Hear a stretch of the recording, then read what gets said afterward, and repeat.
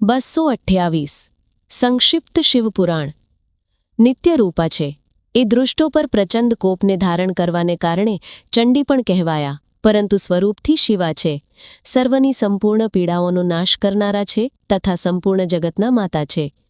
એ જ પ્રલય કાળમાં મહાનિદ્રા થઈને સૌને પોતાના ખોળામાં ઊંઘાડી દે છે તથા એ સમસ્ત સ્વજનોનો સંસાર સાગરથી ઉદ્ધાર કરી દે છે.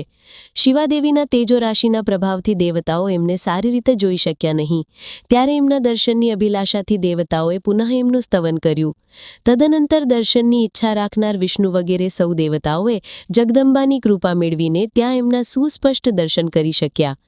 એ પછી દેવતા બોલ્યા, હે અંબિકે, હે મહાદેવી, અમે સદા આપના દાસ છીએ. આપ પ્રસન્નતાપૂર્વક અમારું નિવેદન સાંભળો. પહેલાં આપ દક્ષના પુત્રી રૂપે અવતીર્ણ થઈને લોકમાં રુદ્રદેવના વલ્લભા થયા.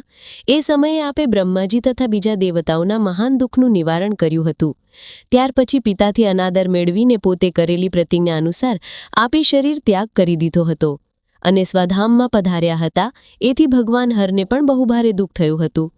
હે મહેશ્વરી, આપના ચાલ્યા જવાથી દેવતાઓનું કાર્ય પૂરું ન થયું, તેથી અમે દેવતા અને મુનિ વ્યાકુળ થઈને આપને શરણે આવ્યા છીએ. હે મહેશાની, હે શિવે, આપ દેવતાઓનું મનોરથ પૂર્ણ કરો, જેથી સનતકુમારનું વચન સફળ થાય. હે દેવી, આપ ભૂતળ પર અવતરીર્ણ થઈને પુનઃ રુદ્રદેવની પત્ની બનો અને યથાયોગ્ય એવી લીલા કરો, જેથી દેવતાઓને સુખ થાય. હે દેવી, આથી અંતય પર નિવાસ કરનારા રુદ્રદેવ પણ સુખી થશે. આપ એવી કૃપા કરો જેથી બધા સુખી થઈ જાય અને સર્વનું બધું જ દુઃખ નષ્ટ થઈ જાય. બ્રહ્માજી કહે છે, હે નારદ, આવું કહીને વિષ્ણુ વગેરે બધા દેવતા પ્રેમમાં મગ્ન થઈ ગયા અને ભક્તિથી વિનમ્ર બનીને ચૂપચાપ ઊભા રહ્યા. દેવતાઓની આ સ્તુતિ સાંભળીને શિવાદેવી પણ બહુ પ્રસન્ન થયા.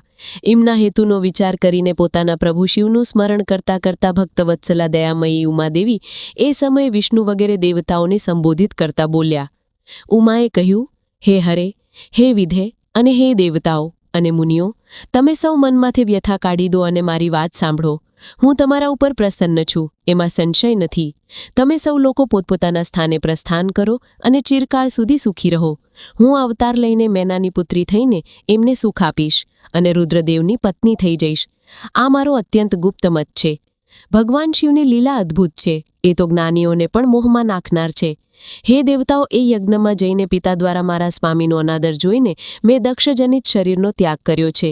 ત્યારથી જ મારા સ્વામી કાલગ્નિ રુદ્રદેવ તત્કાલ દિગંબર થઈ ગયા. એ મારી ચિંતામાં ડૂબેલા રહે છે. એમના મનમાં આ વિચાર ઉઠતા રહે છે કે ધર્મને જાણનારી સતી મારો રોષ જોઈને પિતાના યજ્ઞમાં ગઈ અને ત્યાં મારો અનાદર જોઈને મારામાં પ્રેમ હોવાને કારણે એણે પોતાના શરીરનો ત્યાગ કર્યો.